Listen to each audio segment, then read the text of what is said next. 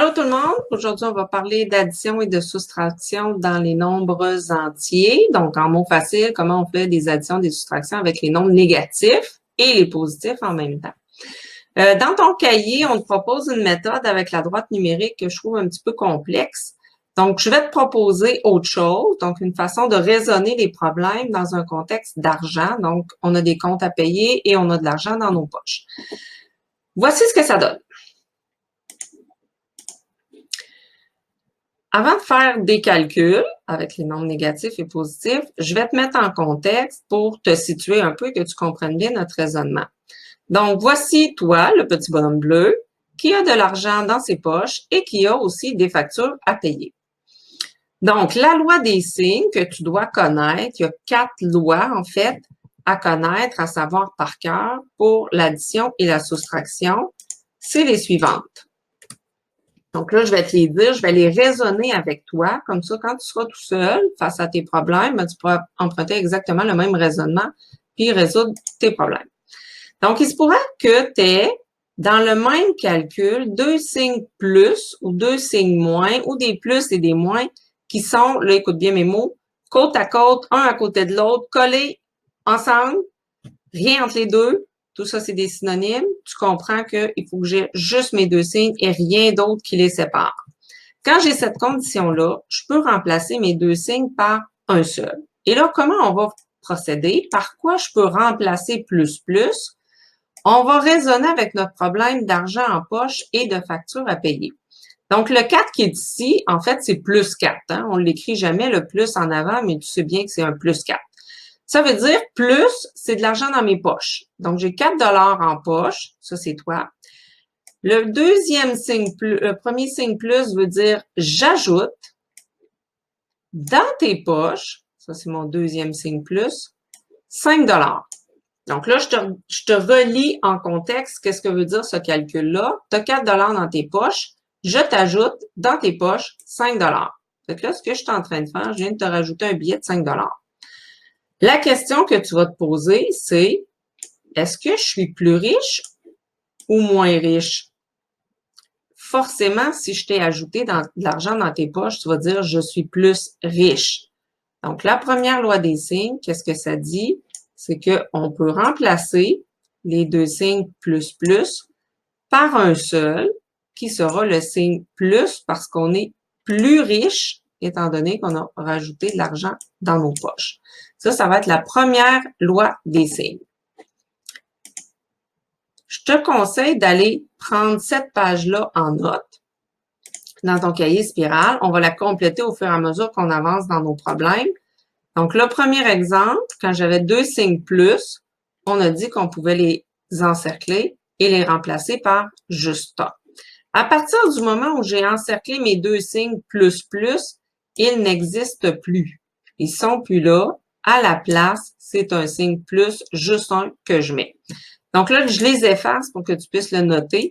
Mais je veux que tu gardes en tête que quand ils sont encerclés, mes 2 signes, ils n'existent plus. Il y en a seulement un qui va rester. Je reviens à la page précédente.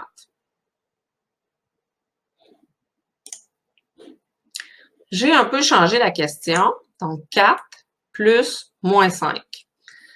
Si on remet ça en contexte, tu as en poche 4 $. J'ajoute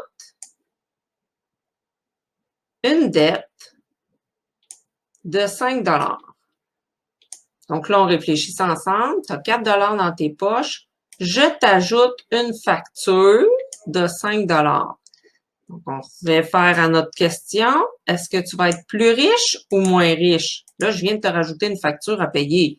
C'est bien évident que tu vas être moins riche, hein?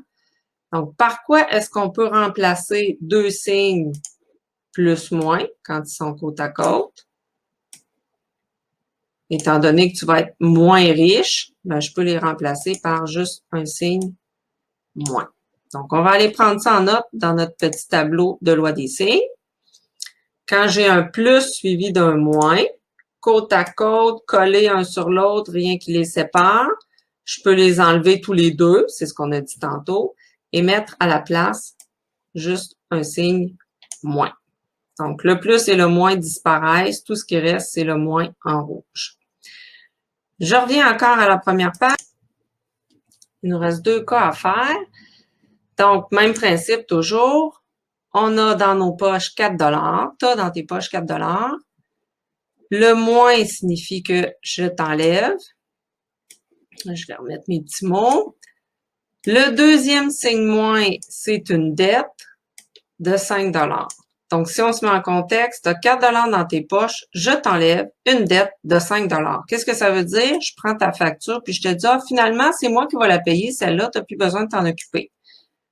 La question qu'on se pose, une fois que je t'ai enlevé une facture, est-ce que tu vas être plus riche ou moins riche? Si tu as moins de choses à payer, tu devrais être plus riche. Hein? Donc, la façon de travailler quand on a 2 signes moins, c'est de les remplacer par un seul signe plus parce qu'on va devenir plus riche si on a moins de factures à payer. Donc, 2 signes moins, je peux les faire disparaître et je remplace ça par un seul signe plus. Le dernier cas que je te propose, je suis en train de mettre ma couleur. Bon. Le dernier cas que je te propose, c'est quand il y a un moins et un plus côte à côte collés ensemble, rien qui les sépare. Si on le met en contexte, donc le 4, c'est 4 $ dans tes poches. Je t'enlève de tes poches 5 $. Donc, tu as 4 $ dans tes poches. Là, tu vas me dire, ça se peut pas qu'on m'enlève de l'argent dans mes poches. On va dire que oui, pour les besoins de la cause.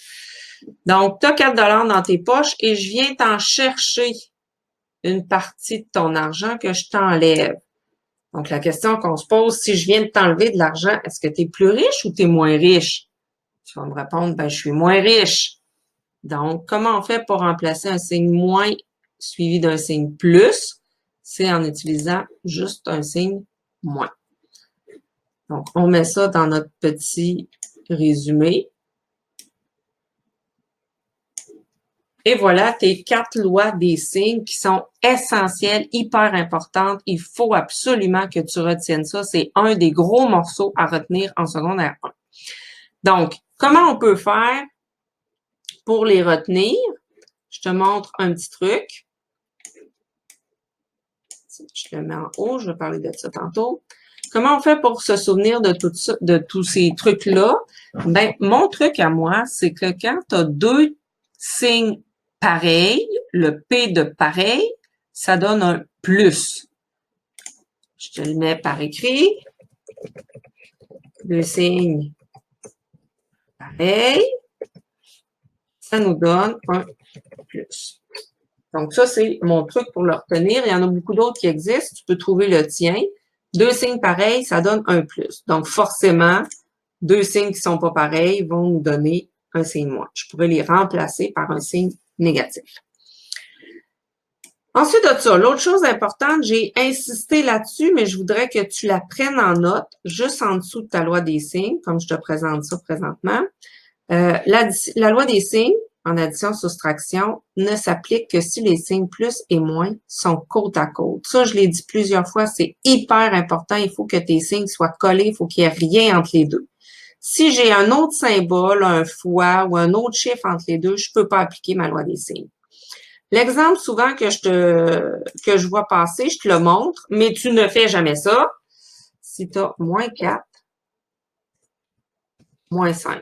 Est-ce que je pourrais dire que le moins qui est ici et le moins qui est ici, je peux les échanger et faire un plus? Non, tu peux pas faire ça. J'espère que j'ai été assez claire. Tu peux pas faire ça parce qu'il y a un 4 entre tes 2 signes moins. La loi des signes ne s'applique que si les signes sont côte à côte. C'est pas le cas dans cet exemple-là. Ma loi des signes ne s'applique pas pour ça. Donc, maintenant qu'on connaît notre loi des signes, on va aller commencer nos calculs. Donc, premier exemple que tu peux prendre en note dans ton cahier spiral aussi. Donc, j'ai une série d'opérations, une chaîne d'opérations à calculer. Première chose que je dois faire, étape 1, ça aussi tu peux la noter, appliquer la loi des signes. Donc, pour appliquer la loi des signes, je pars à la recherche de signes qui sont côte à côte. Un plus avec un moins, je peux remplacer ça par un moins. Donc, ces deux-là n'existent plus, là. Ils sont disparus. Tiens, j'ai changé un petit peu ma stratégie. Ensuite de ça, j'ai un moins suivi d'un moins. Ils sont collés. Je peux les remplacer par juste un signe. Deux signes pareils, ça se remplace par un plus. Le P de pareil, je remplace par un plus. Ici, j'ai juste le signe plus, donc j'ai rien remplacé. Un moins avec un plus, je peux remplacer ça par un signe moins. Ici, j'ai seulement qu'un signe moins, donc j'ai rien à faire. Dans ce cas-ci, j'ai deux plus qui sont côte à côte, deux signes pareils, je peux le remplacer par un plus. Ce qui fait que ma chaîne d'opération, là, tu pourras la réécrire en dessous dans ta démarche, va devenir la suivante. Donc, on obtient cette chaîne d'opération-là. Tout ce que j'ai fait, dans le fond, c'est de la réécrire plus proprement. Je n'ai rien changé de ce qu'il y avait là. Donc, étape 2, c'est là qu'on est rendu. On va utiliser le tableau budget que j'appelle. Des fois, j'appelle ça le tableau de pointage. Certaines années, c'est comme ça qu'on l'appelait. Donc, on va essayer de regrouper toutes nos factures et tous nos argent dans nos poches ensemble. Donc là, je te demande d'imaginer sur ta table, tu as plein de billets de banque, pêle-mêle, et tu as aussi des factures dans un gros tas, tout est mélangé. Donc, ce qui serait logique de faire, ça serait de regrouper toutes nos factures ensemble, de savoir combien d'argent on doit, et regrouper tout notre argent ensemble pour savoir combien d'argent on possède. Et ensuite, on va pouvoir faire notre budget, savoir s'il nous manque de l'argent ou si on en a en surplus. Donc, on y va. Première chose, le 10. Ici, c'est pas écrit, mais tu sais très bien que c'est un plus qui est en avant. Donc, je fais exprès pour l'écrire. Donc, si j'ai plus 10, le 10, je vais aller le mettre dans la ligne de l'argent dans mes poches ou dans la ligne de c'est une facture. Étant donné qu'il est plus, ça veut dire que c'est de l'argent dans mes poches. Donc, je vais aller écrire 10 $ dans la ligne de l'argent dans mes poches. Ça, on va le mettre en noir. Voilà. Ensuite de ça, le moins 6. Là, ce que je veux que tu te souviennes, ça aussi, c'est une stratégie qu'on va réutiliser en algèbre l'année prochaine. Tu prends pas juste le 6, là. Va chercher le signe qui est en avant. Donc, c'est pas juste 6, c'est moins 6. Dans le contexte qu'on travaille, moins 6, est-ce que c'est de l'argent dans nos poches ou si c'est des dettes? Donc là, tu vas me dire, ben, c'est des dettes. Donc, le 6, je vais aller le mettre dans la case des dettes. Je continue à faire du ménage. Ici, j'ai un plus 2. Ça, c'est de l'argent dans mes poches vu qu'il y a un plus devant. Donc, je le mets dans la ligne des plus. Ensuite, j'ai un plus 4. Ça aussi, c'est de l'argent dans mes poches. Je vais aller le mettre dans la ligne argent dans mes poches. Moins 1, je prends le signe moins qui est en avant. Donc, ça, c'est une dette. Je dois 1 $ à quelqu'un. Donc, le 1, je le mets dans la ligne des factures à payer. Moins 9, c'est encore une dette, étant donné qu'il y a un moins devant. Donc, je le mets dans ma liste des factures à payer. Et il me reste le plus 8, plus, donc c'est de l'argent dans mes poches. Je le mets dans la ligne des plus. Une fois que tu es rendu là, tu vas aller te faire une deuxième... Tu vas aller te faire une petite ligne pour dire que ton tableau s'arrête là. Donc là, j'ai fini mon budget, tout est classé, j'ai fait du ménage. On va aller calculer combien tu as d'argent dans tes poches au total. Là, tu as tout regroupé tes billets. On va compter combien ça fait en tout. Donc, si tu es vite, tu obtiens 26 $ en tout dans tes poches. Là, on n'a pas payé nos factures encore, là. 26, 24. 24 $. Et on fait pareil pour nos factures. Donc, j'ai 16 $ de factures à payer. Et là, qu'est-ce qu'on fait? Logiquement, on prend l'argent qu'il y a dans nos poches pour payer nos factures. Maintenant, je veux que tu prennes l'habitude de te poser des questions. Ça, c'est notre étape 3. Étape 3, on se pose des questions. La première question que tu vas te poser, c'est j'ai plus d'argent dans mes poches ou j'ai plus de dettes? On va la nommer comme ça. Donc, ça aussi, tu prends ça en note. Étape 3, je pose mes 2 questions. La première question étant, est-ce que j'ai plus d'argent dans mes poches ou si j'ai plus de dettes? Quand tu regardes ton total, 24 dans tes poches, 16 de dette. Donc, forcément, tu vas me répondre, j'ai plus d'argent dans mes poches. Ce qui veut dire que la réponse de mon calcul, ça sera un nombre positif. Parce que de l'argent dans tes poches, c'est le signe plus. Hein? Tu te souviens de ça? Et la dernière question que tu te poses, c'est il y a combien d'écart entre mes factures puis l'argent dans mes poches? Pour répondre à cette question-là, tu vas toujours prendre le plus grand nombre moins le plus petit, peu importe comment ils sont placés. Il y a combien d'écart entre l'argent dans mes poches puis mes dettes? Donc, si tu fais le calcul, il y a 8 d'écart. Ce qui veut dire que la réponse à notre calcul, à notre chaîne d'opération, je remonte en haut, ça serait plus 8. Là, tu peux m'écrire le plus 8 ou tu pourrais juste m'écrire 8, étant donné que le plus, il n'est pas obligatoire. C'est facultatif de le mettre. Donc, ça résume les étapes que tu auras à franchir pour utiliser le tableau de pointage. Je tiens à te préciser que certains d'entre vous vont faire le travail sans utiliser le tableau budget, mais quand vous allez arriver un petit peu plus tard dans l'année, quand il y aura des fractions, quand il y aura des nombres à virgule, là, ça va devenir de plus en plus difficile. Puis ça va être un handicap parce que tu ne seras pas habilité à travailler avec ça. Fait que moi, je te conseille de l'apprendre tout de suite, de le pratiquer tout de suite. Comme ça, quand on sera dans les notions plus difficiles, ben, tu auras ça de moins à apprendre. On se fait un dernier exemple, rapidement. Donc, voici notre calcul à faire. Moi, j'en ai mis beaucoup d'opérations à faire, mais tu pourrais exactement faire le même travail avec seulement 2 nombres à calculer.